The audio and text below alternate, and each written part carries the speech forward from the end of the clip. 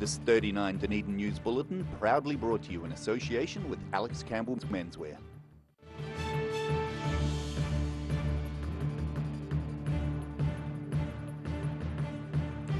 Tonight on 39 Dunedin News, City Hall begins remedial work at Ocean Beach, but a St Clair resident says it's not enough. A study reveals the number of people contracting HIV is on the rise, and it has local researchers worried. And the fire service offers advice about how to keep warm and safe in the home this winter.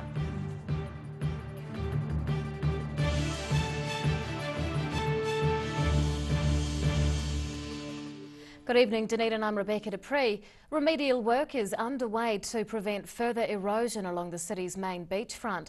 The Dunedin City Council is starting to replace sand sausages at Ocean Beach before winter storms hit the city. But one resident believes it's not enough. Petitioning for protection.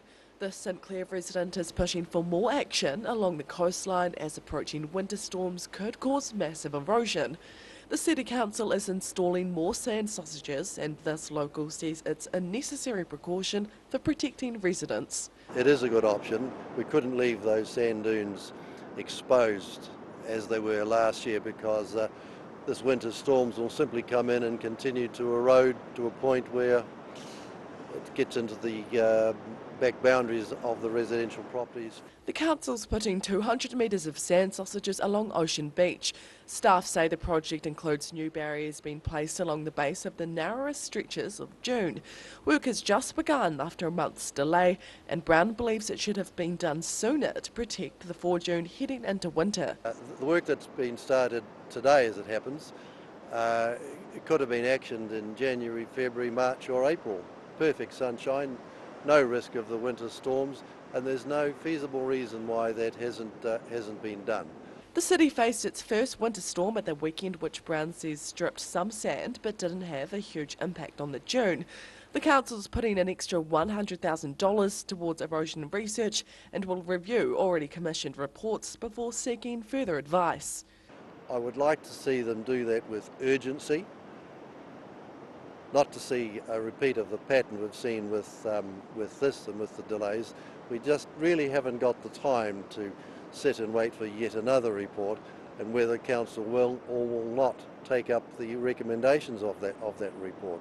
The work is expected to be complete by July. The council's asking surfers and swimmers to avoid the area if possible in the meantime. Annabelle Dick, 39 Dunedin News.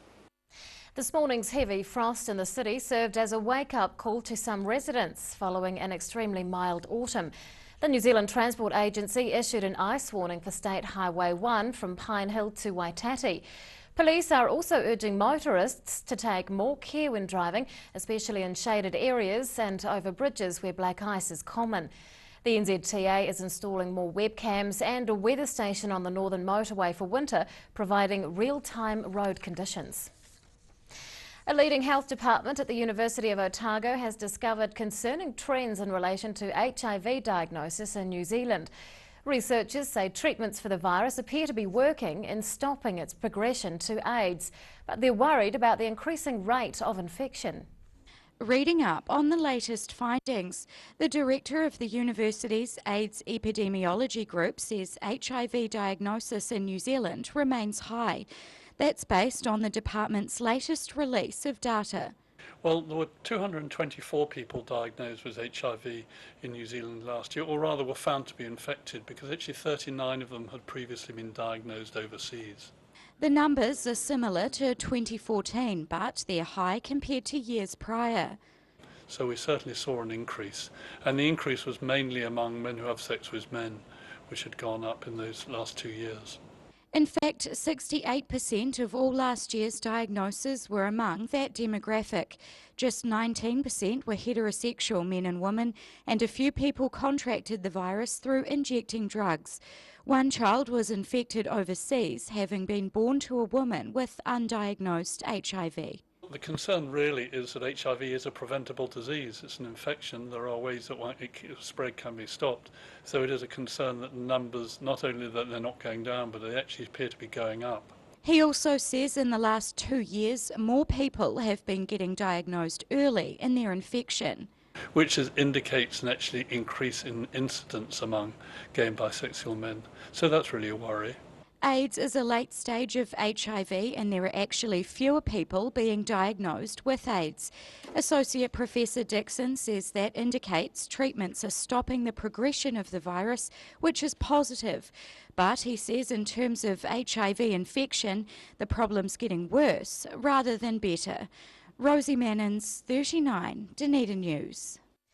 Details about the operation, performance and finances of the Southern District Health Board are becoming more publicly accessible. The board has just opened some of its committee meetings to the public, starting from today. Residents are now able to sit through meetings for 3 committees dealing with hospitals, community and public health and disability support. It's a move by the Commissioner in charge of the board. Several initiatives are being put in place within the organisation to improve transparency and public engagement. A handful of people attended today's meetings at Walkery Hospital. Agendas for the committee meetings are also being published on the board's website. Local firefighters are urging residents to think carefully about home heating as the year slides into winter. There were more than 3,000 house fires throughout the country last year, and as temperatures drop, people are being urged to take heed of advice from the National Fire Service. Checking over the gear, local firefighters are expecting to be out and about more often for residential incidents as winter progresses. The risk of house fires relating to home heating is set to spike, and the fire service has some tips on how to avoid trouble. Really important thing with your fires is to make sure that you have a clean chimney, make sure the chimney's swept, get rid of any build-up of carbon or other debris that's in your chimney, make sure it's nice and clean. And also remember the heater meter rule, so keep all combustible materials at least a metre away from your fire so they won't catch fire. With Dunedin waking up to its first heavy frost this morning, more residents are firing up their home heating. Harrison says seasonally common causes of house fires include heaters being too close to combustible items and hot ashes from fireplaces. The fire service is asking residents to avoid burning rubbish or wet wood to keep their chimneys clean during winter. Often we'll see a spike right at the start of winter when people start using their fireplaces, normally because the chimneys aren't clean. It's really important to clean your chimney before the fire season, winter fire season, and then give them a clean during the winter as well, because often debris can build up over that winter period.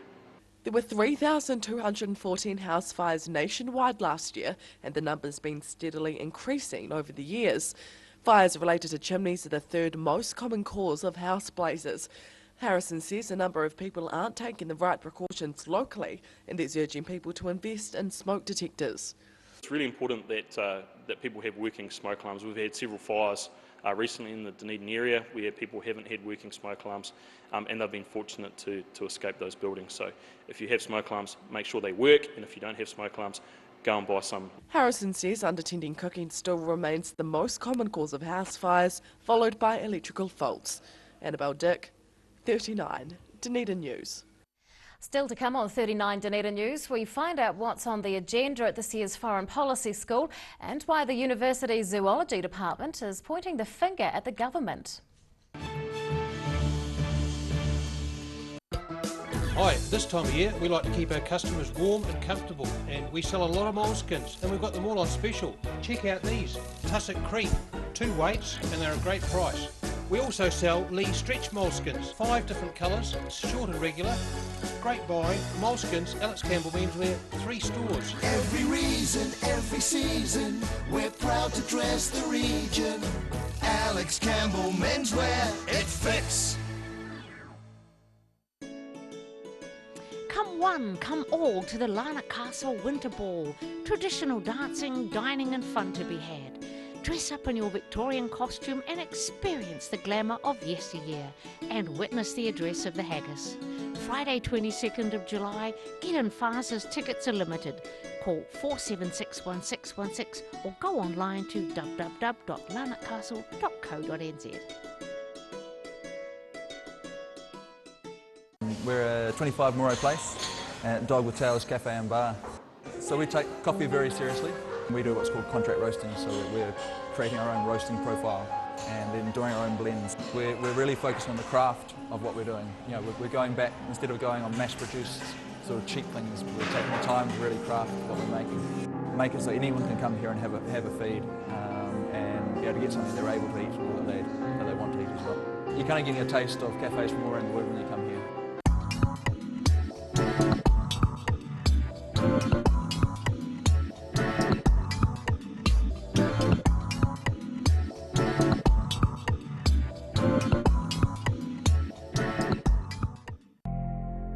New Zealand Beeswax Limited are the quintessential beeswax, woodware and beekeeping suppliers. From the amateur beekeeper to the commercial operator, New Zealand Beeswax Limited has the quantity to meet your needs. For great prices, great service New Zealand-wide, contact New Zealand Beeswax Limited on 03 693 9189 or visit www.beeswax.co.nz. It's on again. The Star Regent 24-hour book sale starts noon 10th June. Don't miss out! Oamaru's Fire and Steam is a unique family event coinciding with the Steampunk New Zealand Festival. Fire and Steam is being held Friday the 3rd of June from 6:30pm till 9pm. The festival is to celebrate fire, steam, sound, light and music. Harbour Street will come alive. An annual event not to be missed.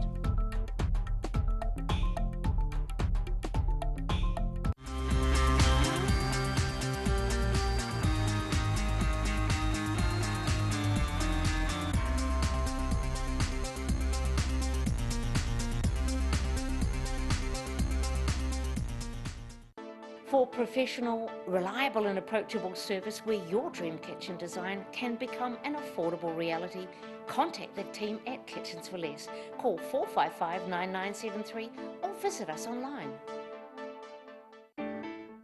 Dog with Two Tails Cafe and Bar on Moray Place. Proud supporters of New Zealand Music Month, May 2016.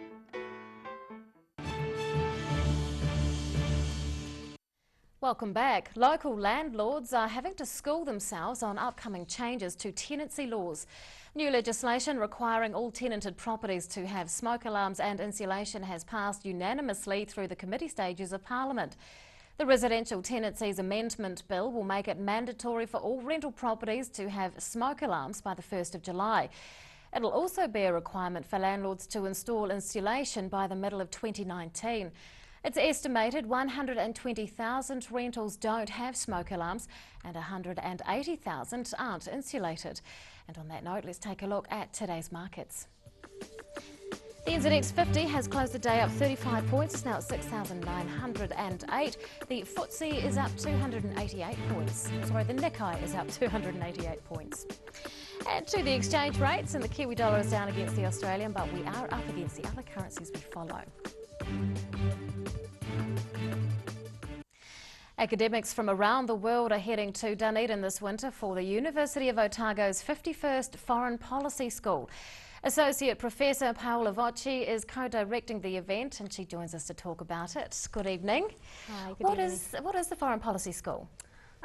It started out about in 1966 as a workshop, and it was the idea of a retreat for the officials of the Ministry of Foreign Affairs and Trade. So it started out immediately attracting attention outside of the university, and the idea was to allow them to discuss about issues that were pressing issues in foreign policy and a little bit beyond that.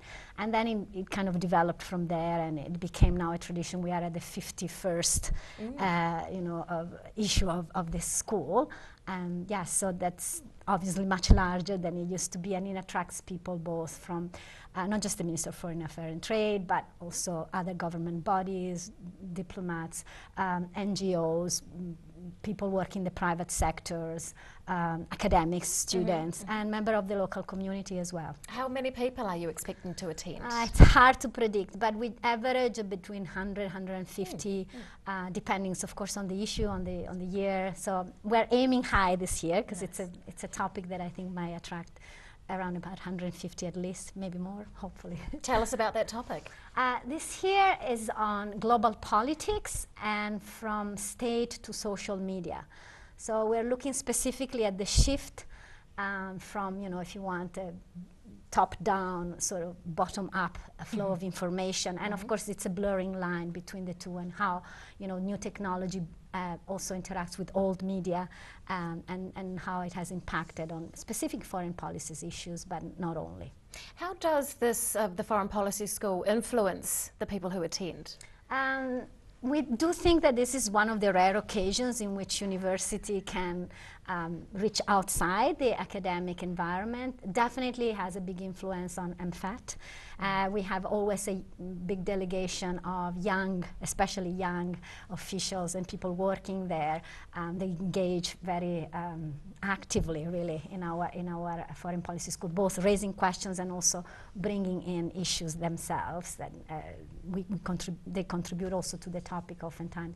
But also we have had, media journalists coming, not just from the local community, but also outside coming. So I do think we do have an impact broader than the usual, academic one. Yes. Do the students participate as well?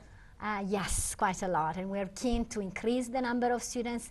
The registration fees are kept quite low, especially for students, and I think this is like an amazing opportunity because we do have international speakers coming from all over the world, and students are really keen to come and quite literally touch them, so it's an opportunity to engage with them at a very direct and personal level. So lots of students, some of them help us, so they get, registration fee waived because they're actively volunteering for us. But otherwise, a lot of them take that opportunity. It's like 2.5 days of, being able to communicate with people like Mike McRoberts or Maramana Roderick.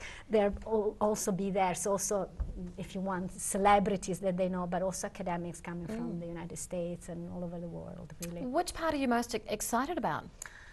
From my perspective, is that we have a great balance, I think, this particular time. Gender balance, so lots of women, so if I can just say that, really contributing to our conference. But also indigenous issues are very much covered. So it's the breadth. It is about how state actors use media, but also how, bloggers, we have Nikki Hager as well coming to our conference. So it's just a variation, the breadth of people that we are able to invite. So so the diversity.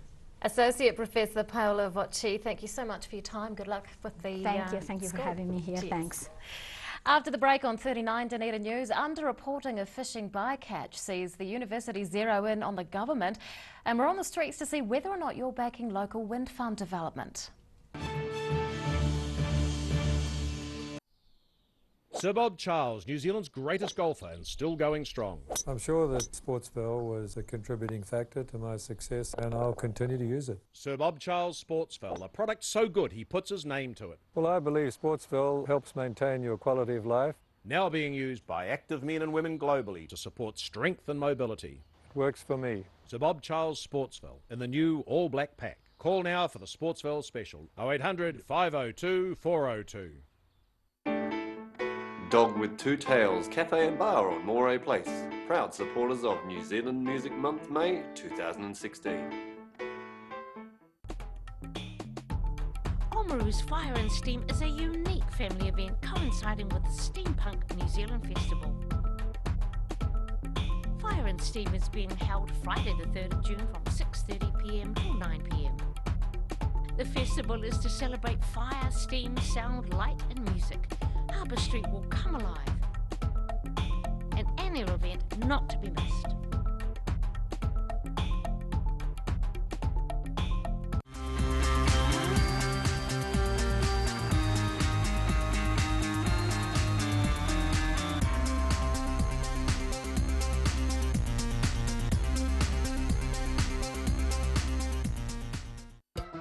Hi, this time of year we like to keep our customers warm and comfortable, and we sell a lot of moleskins, and we've got them all on special. Check out these, Tussock Creep, 2 weights, and they're a great price.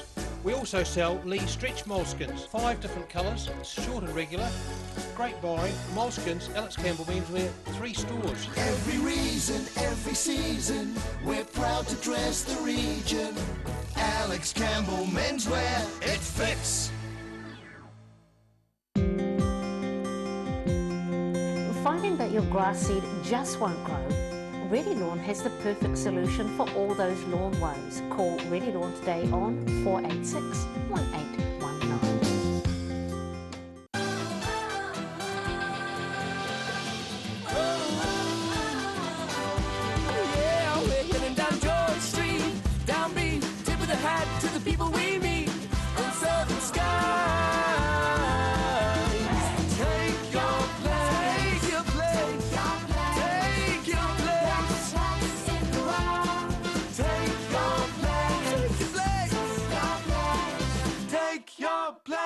in the world. Come one, come all to the Lana Castle Winter Ball. Traditional dancing, dining and fun to be had. Dress up in your Victorian costume and experience the glamour of yesteryear and witness the address of the haggis. Friday 22nd of July, get in fast as tickets are limited. Call 4761616 or go online to www.lanacastle.co.nz. We're a 25 Moray Place at Dog with Tails Cafe and Bar. So we take coffee very seriously. We do what's called contract roasting, so we're creating our own roasting profile and then doing our own blends. We're really focused on the craft of what we're doing. You know, we're going back, instead of going on mass-produced sort of cheap things, we're taking the time to really craft what we're making. Make it so anyone can come here and have a feed and be able to get something they're able to eat or that they want to eat as well. You're kind of getting a taste of cafes from all around the world when you come here.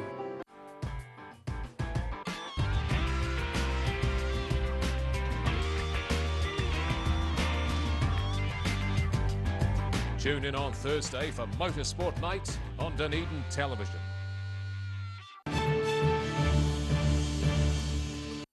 Welcome back. Commercial fishing operators are seriously under-reporting the bycatch of New Zealand marine mammals like dolphins, fur seals and sea lions.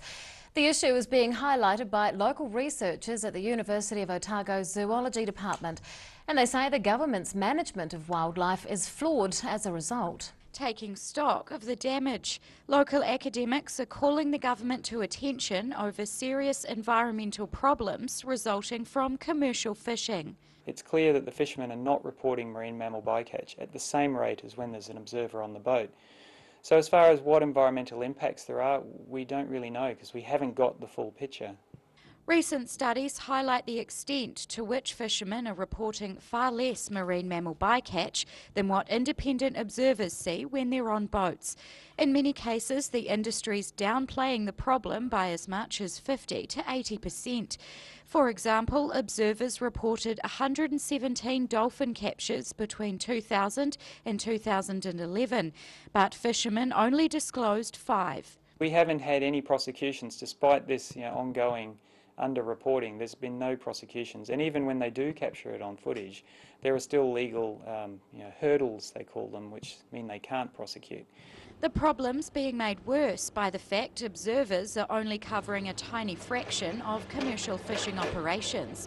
Only 11% of trawling was monitored between 2008 and 2013. The government's fast-tracking more surveillance, but that's not regarded as a solution in itself. I think what the government should be doing is taking this seriously so that consumers overseas have certainty that our fisheries are actually environmentally sustainable, and we're not just saying that. He's also criticising the government for being late to the party and requiring the fishing industry to report all instances of marine mammal bycatch. That only started being enforced in 2008, despite a legal requirement under the Marine Mammal Protection Act of 30 years prior. Academics now want a review of commercial fish bycatch to be widened to include marine mammals. Rosie Mannins, 39, Dunedin News. A renewable energy trust is seeking resource consent to install 3 wind turbines on Porteous Hill near Waitati. The proposal is attracting support and opposition from community members. Our Word on the Street team asked members of the public if they'd like to see wind farm development in Dunedin. I don't know, because I don't know what it'll do for the place. Because I think it's a better use of the natural resources. So yes, I am in favour of wind farms. I didn't think I would be, but I was in Palmerston North for a wee while and found it no hardship that they were rotating away in the air. So yes, I think they are a good idea, given their location, of course. I think there should be. I think, well, Dunedin's a perfect place. We get 4 seasons in one day, really. So, I think it's a good idea. No reason particular. I just don't think it's viable in the long term. Yeah, because I think it would be a better economic way to run that way. It makes less pollution and stuff for the country, so I reckon it's great. Yes, I do. I think it would be great for Dunedin. and anything that's progress and extra jobs for Dunedin would be great, and if it helps save electricity, that would be even better. Yes. Yes, I think there should be wind farms because I think we need to look at renewable energy and not rely on fossil fuels. And now recapping tonight's top stories on 39 Dunedin News. More sand sausages are being put along Ocean Beach to protect dunes from winter erosion, but one resident says it's not enough. Local researchers say the rate of HIV infection in New Zealand is getting worse, despite there being fewer people developing AIDS. And firefighters are offering safety advice to residents about surviving winter months without risking their homes and lives. And it's time now to find out what's going to be in tomorrow's Otago Daily Times. And Dave Cannon joins us. Good evening. Rebecca, how are you? Good, thank you. We'll have trouble getting everything in the paper tomorrow. We've got such a good day. Budget day tomorrow. But if that bores you stiff, we can give you something more interesting to read. Thank you. We've got a coverage of your sand story. We've got some quite good photographs here showing just how much erosion has taken place over the last wee while. So people will be quite shocked, I think, to see those photographs tomorrow. We're having a look at a big hotel development in Queenstown, yet another one, $58 million worth, so that's quite a big deal for them. We're also got some good news coming today, just tonight, about the world's biggest cruise ship, the Ovation of the Seas. Some good news for Dunedin, some more visits coming up there. And the WASH is looking at the value or otherwise of surveys. We get inundated with surveys today, these days, and I'm wondering just how important they really are. And also we're getting lots of entries in our stone wall, our stone work photo series too, so there's plenty in the paper. Love that picture of the fruit. The Wasn't that great? Yeah, that was amazing. It's been very popular on the Facebook page as well. Absolutely. Great stuff. That's tomorrow's ODT. Thanks, Dave. Thank you. Time now for local weather. This 39 Dunedin News weather update proudly brought to you in association with Silverhorn's Emu Oil. And here is today's City View. It's taken of the winner, the existing original New Zealand flag. And around the city at 3 o'clock today, 11 degrees for the central city and the gardens, 13 for the Tyree. To the situation, and the strong cold southwest east stream continues to blow over the country. To the forecast for some of the main towns in the lower south for tomorrow, sou'westers and showers for Invercargill, Gore, Tiano and Alexandra, highs of around 8 or 9 degrees. And it's the same story for Queenstown, Oamaru, Wanaka and Twizel with a high of 9. And Dunedin tonight cloudy with an overnight low of 5. Tomorrow still cloudy with showers and sou'westers. Snow to 500 metres on the hills and a high of 8. And on Friday, showers clearing with sunny periods increasing during the day. Cold winds easing 9 degrees. And finally to the Otago Pallet Fires tidal and fishing information. High tide tomorrow morning is at 20 to 7. Low tide follows at 1:30. And fishing conditions look good tomorrow, particularly around 4 o'clock in the afternoon. And that's local news for Wednesday. We'll see you again tomorrow. Good night.